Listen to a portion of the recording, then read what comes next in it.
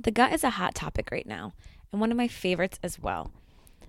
If you've seen anything on the internet or anything on the news, you'll know that everyone is talking about this thing, the gut. And it's so mind blowing to me that there's so much activity and so much importance going on in our little bellies, most of which we have control over. That's my favorite part. The other thing that blows my mind is when we're studying the gut and pulling back layer and layer of chronic diseases, the answer or solution is usually found in this one area, the gut. So on this podcast, I'm going to share with you some of my favorite mind-blowing facts about the gut, go into some foods and approaches that we can take to support the health of these gut bugs, I like to call them, and some things that we can do to reduce or avoid in order to best provide a healthy garden, I like to call it, for the gut bugs to flourish in. I'll leave you with things you can start to add or take away from your lifestyle today to get you to feeling your best. So let's dive in.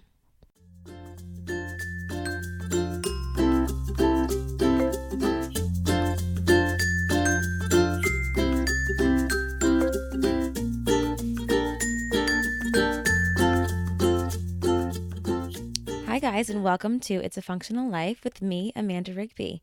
Today, as you know, we are talking about the gut, one of my favorite and very popular topics right now. To try to make sense of everything for you in as simple terms as I can, but to stress the importance and the power of this thing that we carry around all day, this thing that makes us us. I'm going to talk to you a little bit about the gut. So let's start by just thinking of your gut as a garden. I know this sounds funny, but it helps to kind of set the scene and put it into our minds, this image that I'm about to create. So if you think of our gut as a garden, and in it are these bugs, and the bugs determine our health and even our emotions. So the food that we eat actually feeds or fertilizes the garden and the bugs, which means we can literally influence our health and our emotions with our food choices. How empowering is that? Does that fire anybody else up, or is it just me? Some of my favorite facts about the gut are, one, that there are 10 times more cells in our gut than in the rest of our whole body. So the cells in our gut actually communicate with the rest of our body, and they work to regulate our health and our metabolism.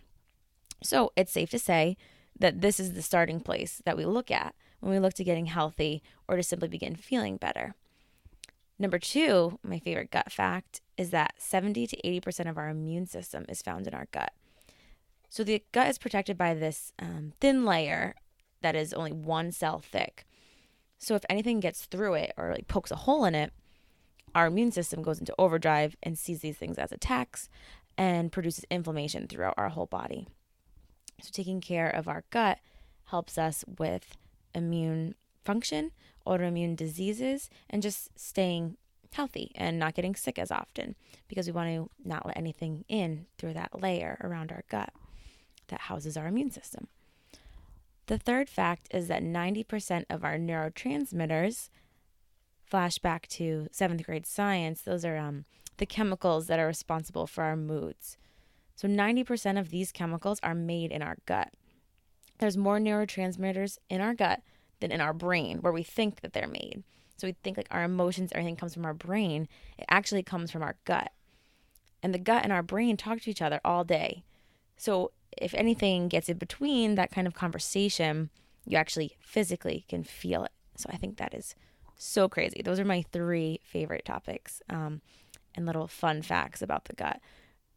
And to say them so simply, but they mean so much, I just think it's so crazy. So I had to share those with you.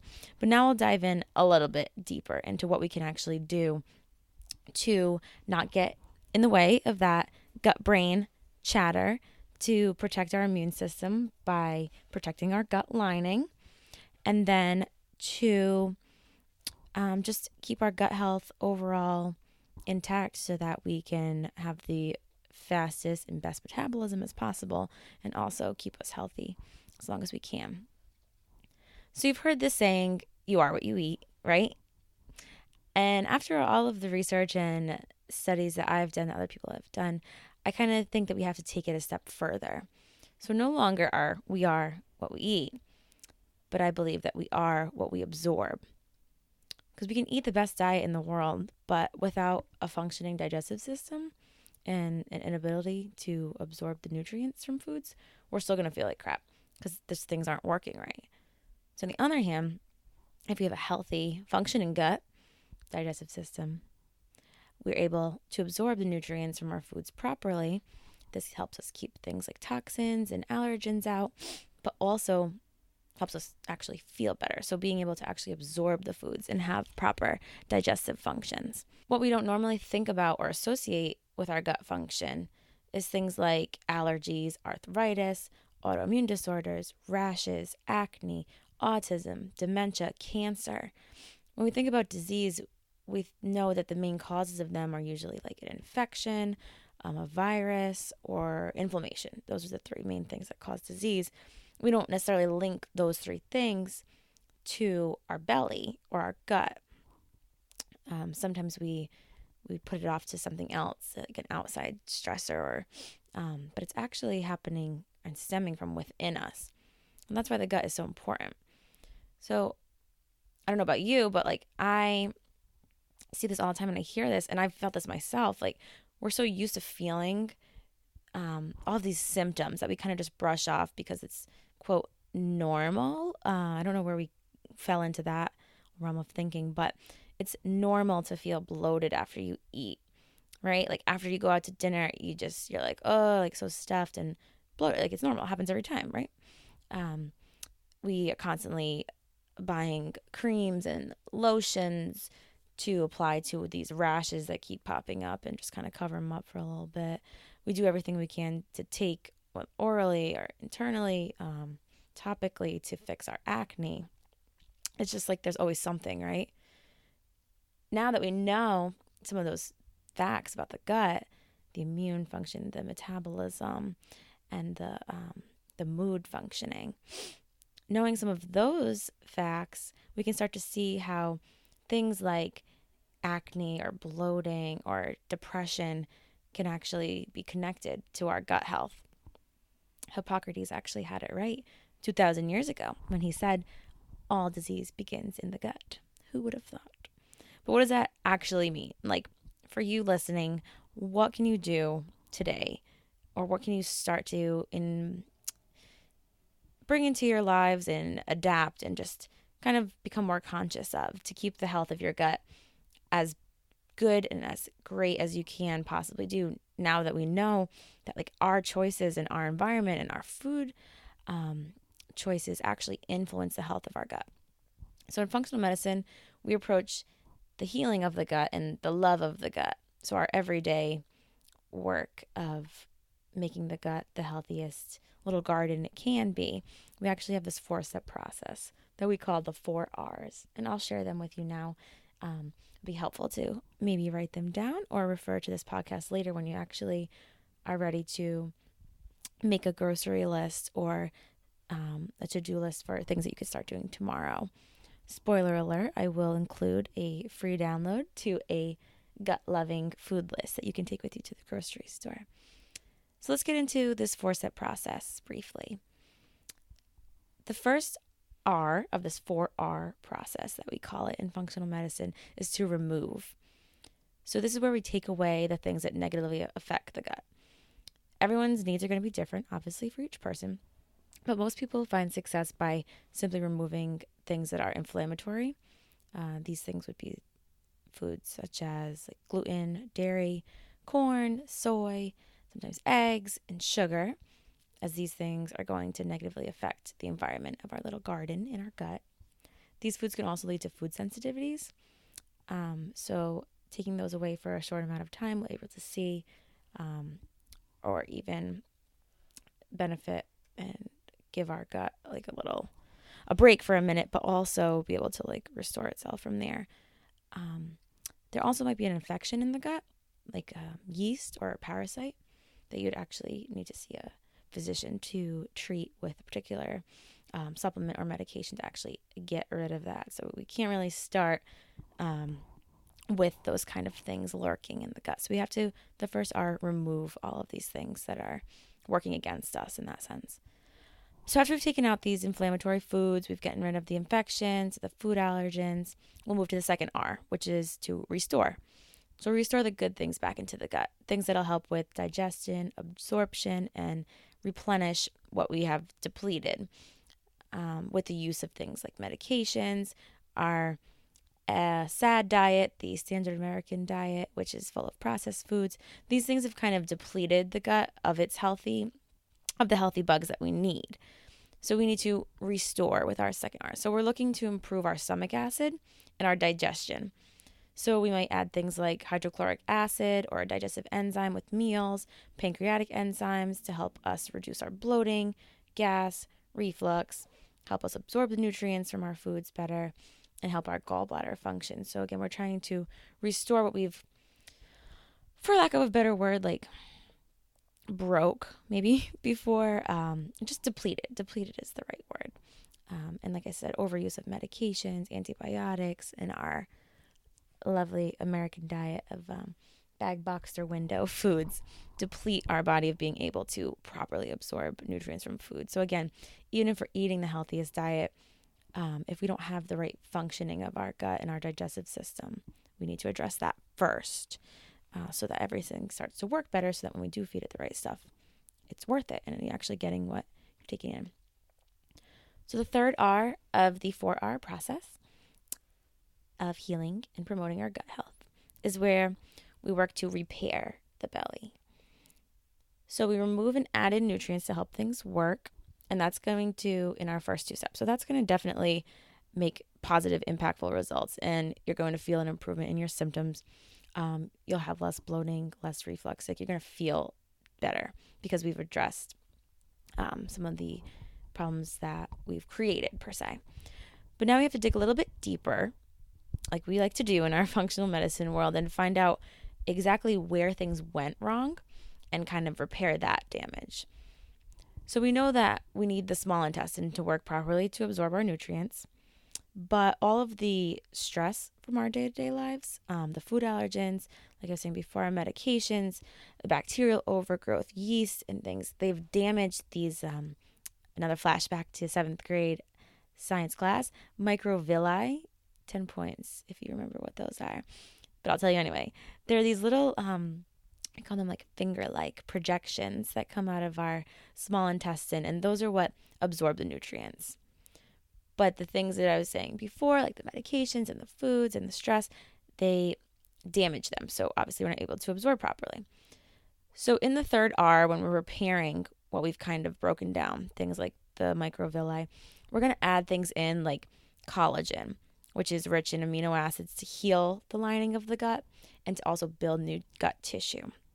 We're going to add L-glutamine, which is another amino acid, to rejuvenate the gut walls. We'll add omega-3 fish oils, vitamins A, C, and E. Those are antioxidants, and zinc.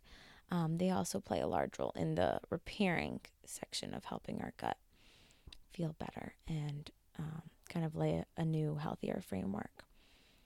So the last step of the 4R process is to re-inoculate.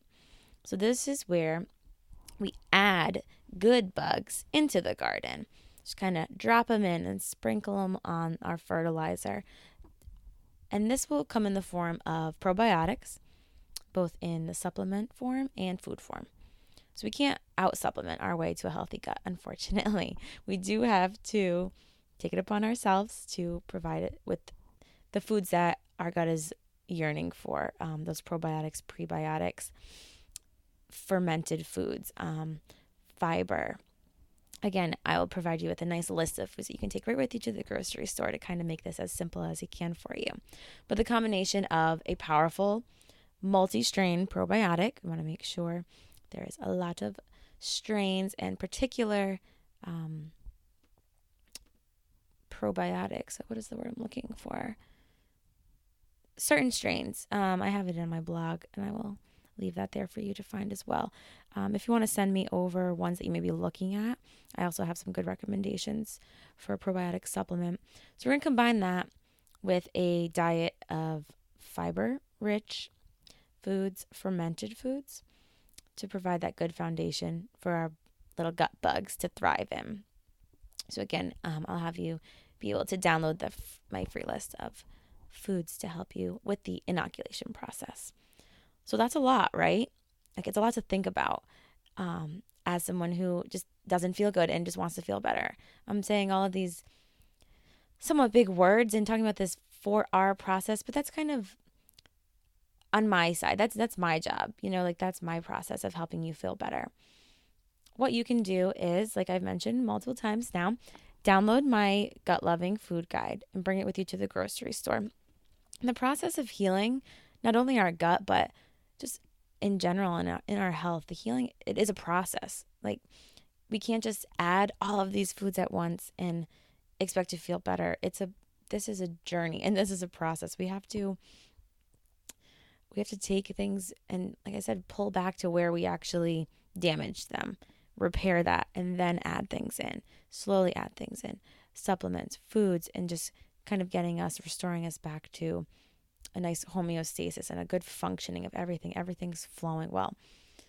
So check in with yourself. Some things to think about if you might not necessarily be feeling this gut discomfort, but these might resonate with you, and these are signs that we might have to work on our gut a little bit better. So let's think. Are you going to the bathroom within 20 minutes of waking up? Do you feel bloated after a meal, especially a carb-filled meal? Where are some areas in your life that you could identify as causing like unwarranted stress? And what can you do about it? Let's be honest with ourselves and like see where things are kind of really stressing us out. Like, could we take a different route? Can we talk it out? Can we relieve ourselves from those things? Can we step away from them? Politely decline invitations to places we might not want to go to? Where is this unwarranted stress coming from, and how can we fix it? Lastly, something to think about. Have you taken a look at your household cleaning products? Like, how often are we applying Purell and antibacterial soaps? Stay tuned for like a deeper post on what to look for in our household products, but somewhere to start. I'll give you some keywords that you'll want to look for and looking in the things that we're using every day, because our environment plays a huge role on our gut health. So I know it's a lot to think about. And like I said, the process of healing is a journey, something that we cannot do overnight. So do not fret. I'm going to give you some things that you can start doing or adding to your diet today that will begin the progression of getting you to feel better. So start here. Let's add some of the items from my gut loving food list. Just a couple. You don't have to buy the whole cart. Well, just add a couple into your day-to-day. Things that are realistic for you. If you hate Brussels sprouts, and you're not going to eat them, don't buy it. Pick some of the other things. But you'll continuously get fun ways to add some of these foods and sneak them in and add extra sources of these in my upcoming like recipes and blogs. So stay tuned for those. But let's keep it easy. So think fiber. Obviously, we're going to add veggies. Bone broth is like an angel from heaven. You don't even notice it in your foods. You cook with it, you saute it, you bake with it, put it in soups. It's practically tasteless, but gosh, what it does for your belly. So bone broth, sweet potatoes, fermented vegetables, and fatty fish. So salmon, mackerel, stuff like that. Then we want to remove toxins and food allergens from our diet. So maybe consider taking away dairy or gluten for 3 weeks and seeing how you react to it. Maybe you don't notice, or maybe you're used to some symptoms that actually are signs of this allergen. And everyone's different, so to take it at your own pace, and also it is individualized. So not everyone is going to feel a certain way from particular foods. And lastly, let's work on our stress levels and like trying to manage those. So like I was talking about before with the places in our lives that we might not need to deal with that are causing us stress and things we might have to let go of. Let's figure out like how we can manage our stress better, because our gut does not do good with stress and inflammation. So give yourself like 10 minutes every day to de-stress. Make it a point to spend some time reading and do something that you enjoy doing every day, whether it's for 2 minutes or 10 minutes or an hour. Practice meditation. Download the Headspace app. That's a great app that you can set the time for. I usually like to do it before bed or something. Just kind of like center yourself and just see how different mindfulness is and gratitude and how that affects your stress levels, because it really does play a big impact on your gut. So no matter where you are on your health journey, I hope to have established the belief that most of our healing does begin in our gut. And I can't say it enough, and you'll probably never stop hearing it now, that it is becoming so much more studied and well known and well understood. So by taking the steps, and the 4R approach is a great way to work yourself to feeling better, functioning better. But for like further testing and questions that you might have, be sure to schedule a time with me to dive deeper in this little garden of yours. We'll work together to develop a good game plan going forward, because again, this is a very individualized process. But that is all for today. Be sure to subscribe to the podcast to see what comes next. Download the Gut Loving Foods list and stay up to date with me and my recipes, and I'll show you how to kind of include some of those foods to help you feel better. So keep up with me on social media and stay tuned for what's next. Thank you for tuning in. I love talking with you guys. All right, be well.